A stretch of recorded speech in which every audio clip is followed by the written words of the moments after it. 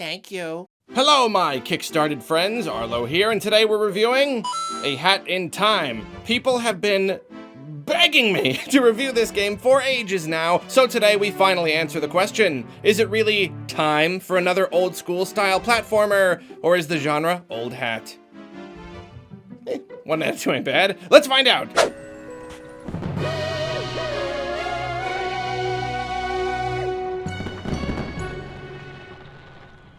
I'm sure literally every single review of this game starts out this way, but whatever. I don't know how else to preface all this. Hat in Time harkens back to the good old days of 3D platforming. There's a hefty dose of Banjo-Kazooie here. Grant Kirkhope even did the hub theme, as well as strong notes of Super Mario Sunshine and a few others as well. Other games have tried to capture that feel over the years, but it's proven to be a tricky formula to get right. Fortunately, I can say with confidence that Hat in Time is one of the very few games out there that emulates a pre-existing style without stumbling over all the same pitfalls, and while still bringing its own unique innovations and style to the table. You play as a girl we know only as Hat Kid, who flies a spaceship powered by these hourglasses called timepieces. There's an accident and a bunch of them scatter across this weird planet, so naturally you gotta go and collect them. And as you might expect, you do this primarily by running and jumping. Movement is one of those tricky things a lot of platformers can't quite nail, but Hat in Time's platforming is pretty darn polished. You've got a double jump, and you can even shimmy a short distance up ledges,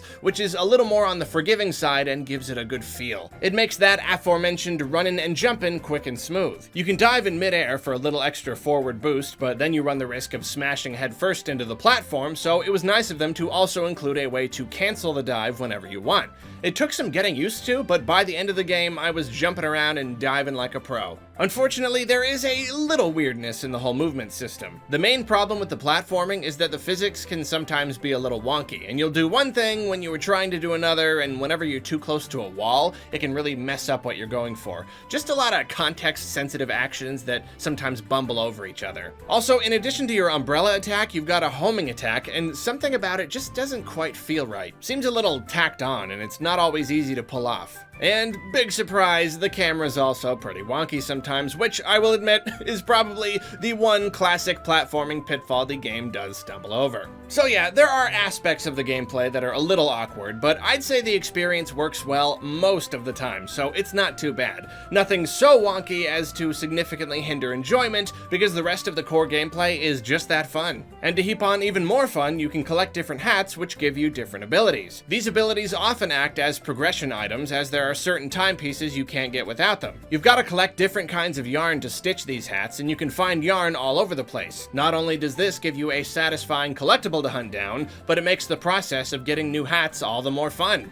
You'll still get them in more or less the same order and with the same timing, but it makes it feel a little more like you're in control of when you get these new abilities. I felt like I actually earned the last few hats through my thorough exploration, rather than them just being handed to me. And speaking of collectibles and abilities, you also collect money and use it to buy badges. These badges can augment gameplay by pulling items toward you or saving you from high falls, stuff like that. Altogether, these systems give you lots to collect and make the game a lot more fun, though I will say they could do with a few tweaks and some more development. Sometimes it gets a little annoying switching between hats all the time, especially when their placement in the wheel changes every time you get a new one.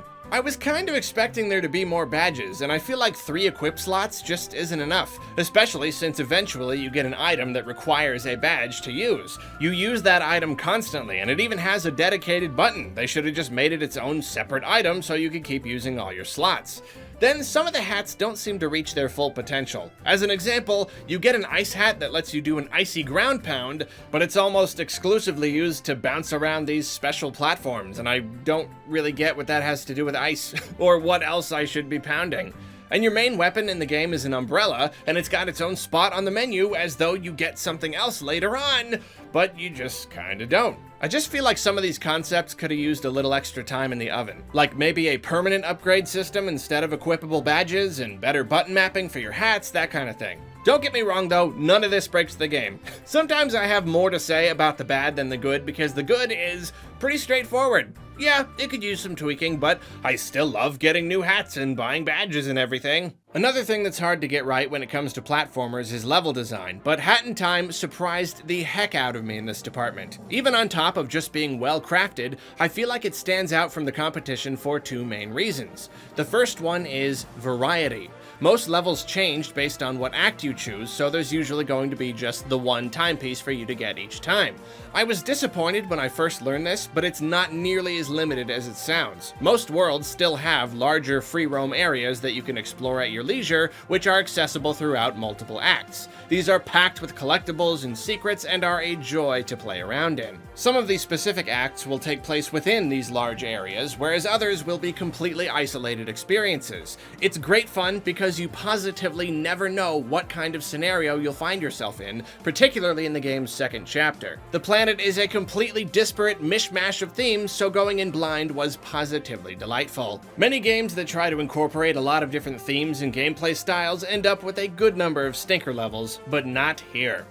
One or two scenarios might have dragged on just a teensy tiny bit too long, or even just been a little too short, but really, it is all a ton of fun and works just as it should. It doesn't bring in a bunch of wacky mechanics with unique control schemes that you have to get used to.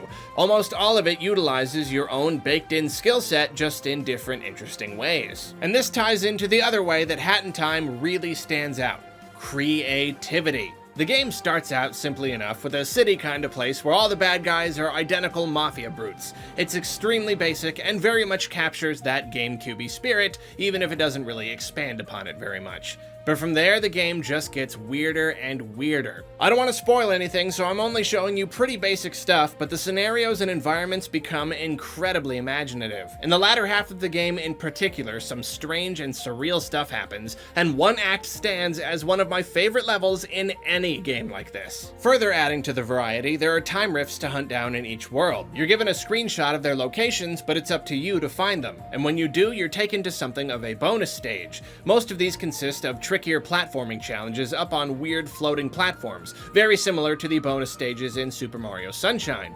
Not only are these fun to find, in addition to the game's primary acts, but the straightforward levels themselves are a nice break from all the characters and themes and such. Sometimes it's fun to just do some simple running and jumping, you know? Between the creativity and the variety, Hat in Time kept me engaged the whole way through, and always delighted to see what was around the next figurative corner. It's just so wonderfully paced, especially when you tie all this into the game's hub world. Hat Kid's ship is your hub, and you access chapters through telescopes in different rooms. You unlock the doors to these rooms by collecting enough timepieces, and some levels won't be possible until you get certain abilities, but there's still a wonderful amount of freedom in what order you do the levels. You can jump around all over the place if you want to, and even the ship itself has some secrets to uncover, so the game is heavy on the exploration aspect.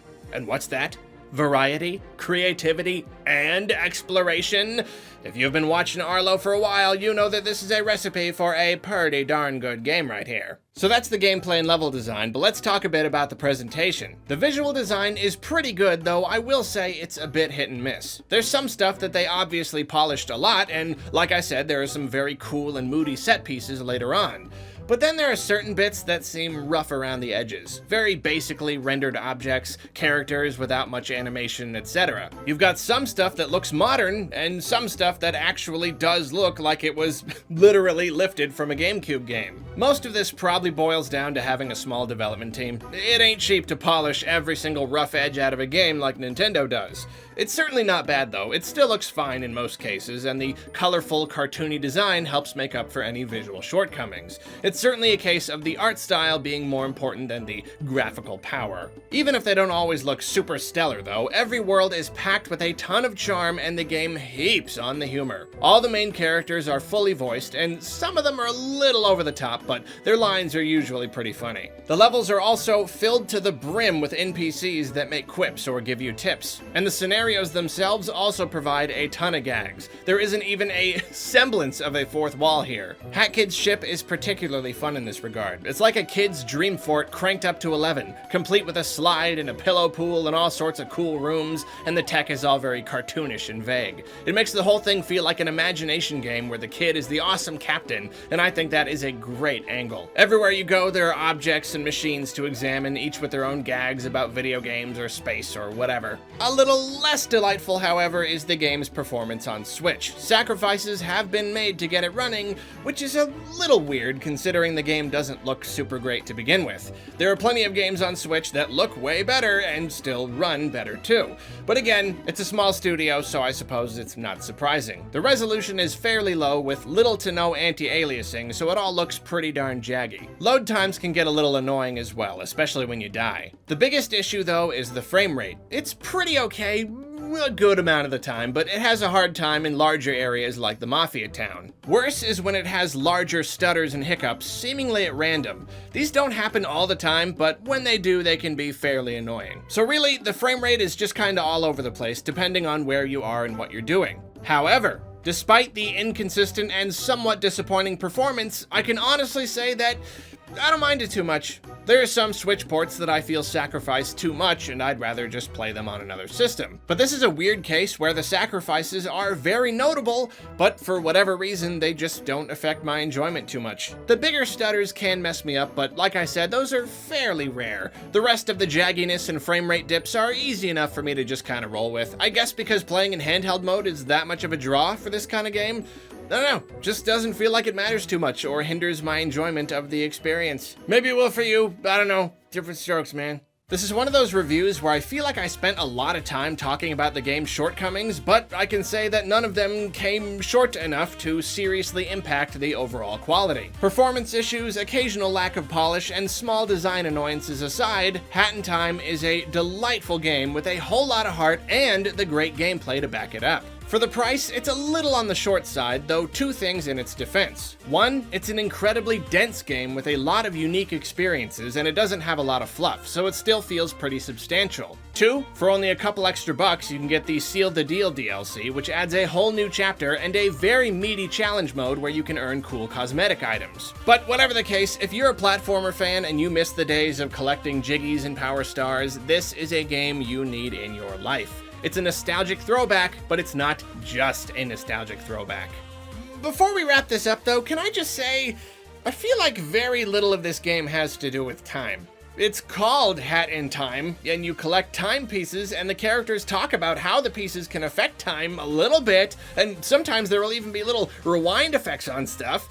But the theme isn't actually reflected in the gameplay for the most part. You don't travel through time, your character doesn't even come from another time. It's more just about space than anything. Even the Rift levels are more just like bizarre alternate realities. It's like the time concept didn't really pan out very far beyond the conceptual stage. We're told that it's about time, but we're not really shown that it's about time. It's not an actual problem, but I just thought it was kind of funny. Could have just as easily been a hat in dimensions or something and had you collecting magic hot dogs. I don't know.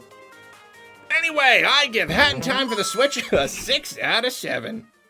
Just one more thing, Gears for Breakfast, can I ask you a quick favor? The next time you see all of the other game developers, you know, in the industry, you know, I assume you guys have like parties and do dinners and stuff. So the next time you're talking to them, can you please ask them to make more 3D platformers?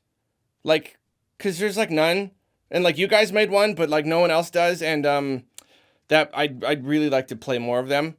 So yeah, if you could ask them that'd be great. That'd be real nice. Just make another Banjo-Kazooie already, Microsoft. What is wrong with you?